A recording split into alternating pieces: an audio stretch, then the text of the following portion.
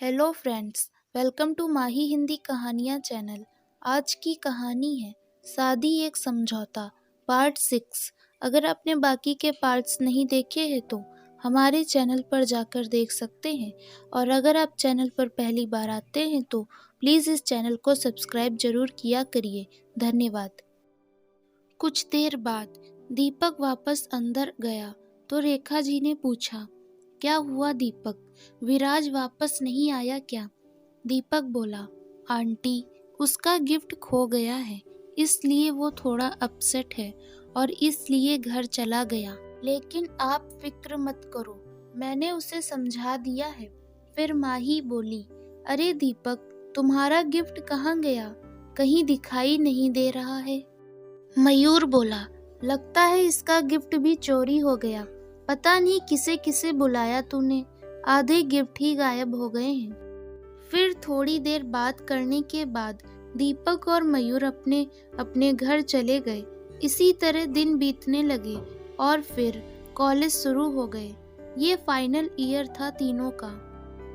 College खुलने के बाद सब एडमिशन वगैरह में बिजी हो गए। साथ ही सीनियर स्टूडेंट्स नए स्टूडेंट्स की रैंकिंग करने लगे। एक दिन दीपक के कुछ क्लासमेट्स 2-3 लड़कियों की रैंकिंग कर रहे थे। दीपक वहां आया और उन्हें डांट दिया। फिर लड़कियों से भी जाने को कहा। उनमें से एक लड़की, जिसका नाम रोशनी था, वो दीपक से इम्प्रेस हो गई। उसने दीपक को थैंक्स कहा और उसका नाम पूछा। फिर हाथ मिलाकर फ्रेंड्स कहा।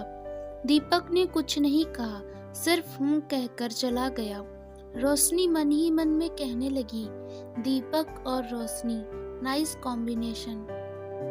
कॉलेज शुरू होने के 1-2 दिन बाद विराज भी कॉलेज आने लगा और माही से दोस्ती बढ़ाने की कोशिश करने लगा, और दीपक उसे माही से दूर रखने की कोशिश में लगा रहा।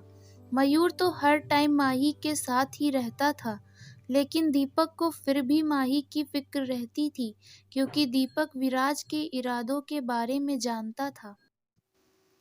एक दिन मयूर लाइब्रेरी से बाहर आ रहा था तो उसे विराज गेट पर मिल गया। विराज को देखकर दीपक को गुस्सा आने लगा। विराज बोला, क्या बात है दीपक, बड़े गुस्से में दिख रहे हो। चलो तुम्हारा गुस्सा थोड़ा और बढ़ा देता हूँ।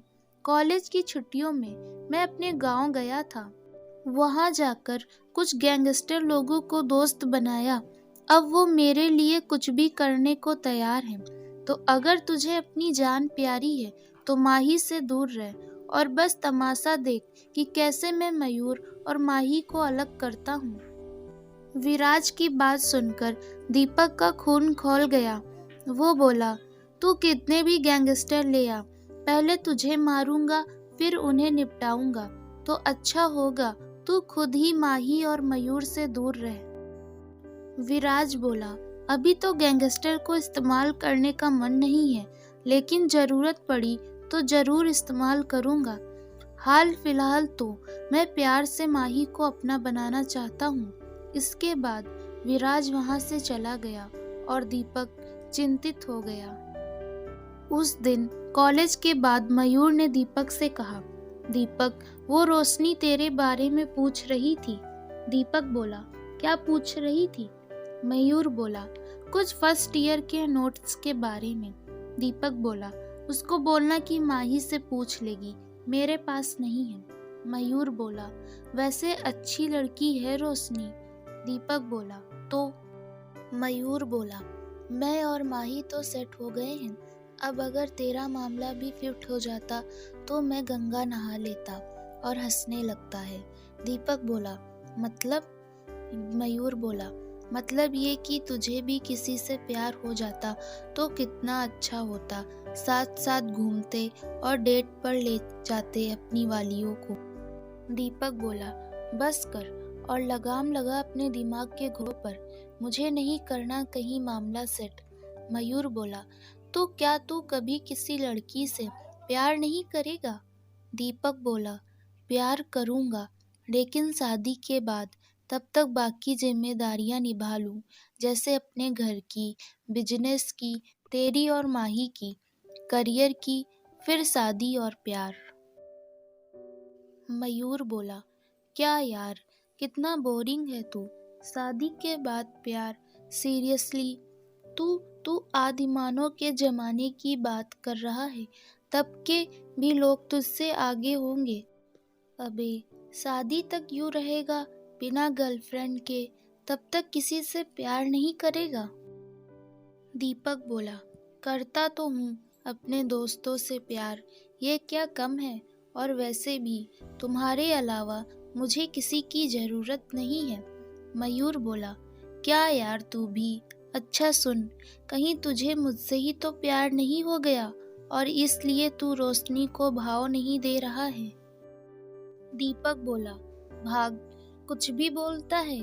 फिर मयूर हंसने लगता है तो दीपक बोलता है, सुन, मुझे तुझसे कुछ ज़रूरी बात करनी है, लेकिन यहाँ कॉलेज में नहीं।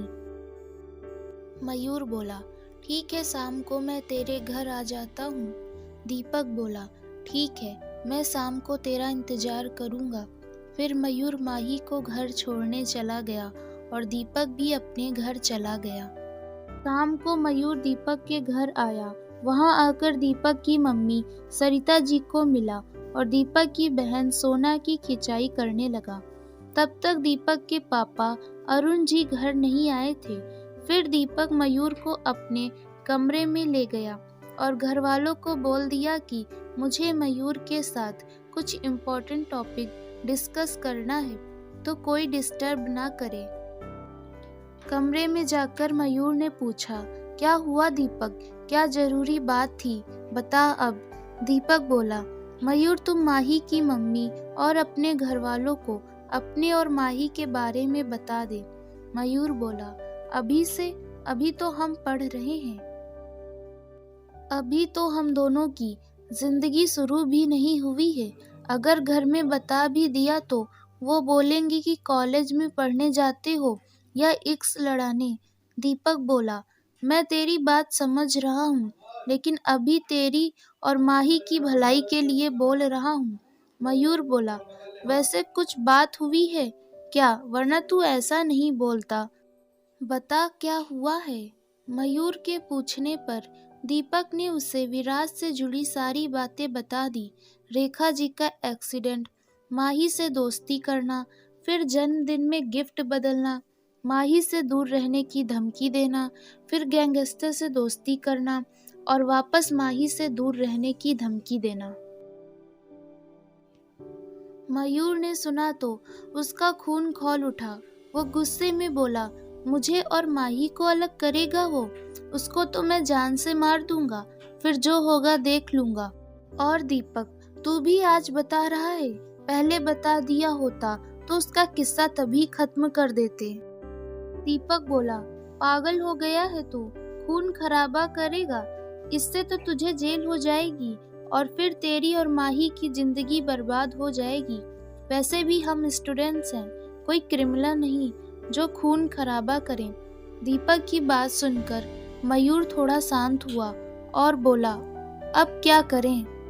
दीपक बोला, पहले तू माही और अपने घर में अपने प्यार के बारे में बता दे, जल्द से जल्द, इससे पहले कि कोई और उन्हें बताए, बाकी फिर देखते हैं। और हाँ, माही को इस बारे में कुछ पता नहीं चलना चाहिए, वरना वो बहुत परेशान हो जाएगी।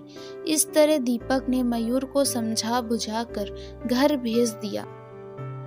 दोस्तों, आगे की कहानी आपको कल दिखाई जाएगी। आपको यह कहानी कैसी लगी, हमें अपने विचार कमेंट में बताएं। अगर आपको कहानी पसंद आ रही है तो वीडियो को लाइक ज़रूर करें और चैनल पर पहली बार आते हैं तो प्लीज़ इसे सब्सक्राइब ज़रूर करें। धन्यवाद।